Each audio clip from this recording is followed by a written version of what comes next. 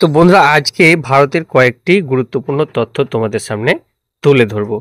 রাজ্যের মধ্যে আয়তনের সবথেকে বৃহত্তম রাজ্য হচ্ছে আমাদের রাজস্থান। এরপরে আয়তনের সবথেকে ক্ষুদ্রতম রাজ্য হচ্ছে গোয়া।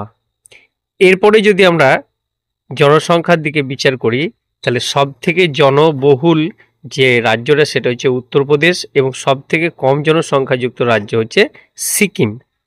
এরপরে শিক্ষার হারের দিক থেকে সবথেকে বেশি 2025 সালের নিরিখে মিজোরাম 1 নম্বরে আছে, এবং সবথেকে কম হচ্ছে অন্ধ্রপ্রদেশে 72.6%।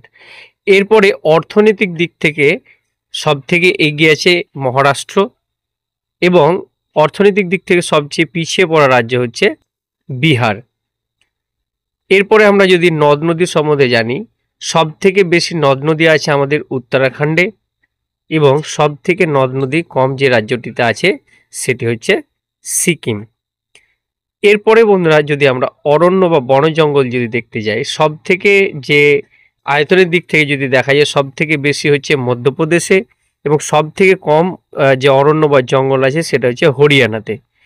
এরপরে খনিজ সম্পদ যে রাজ্য থেকে আমরা সবথেকে বেশি পেয়ে থাকি সেটা হচ্ছে ঝাড়খণ্ডে, এবং সবথেকে কম হচ্ছে সিকিমে।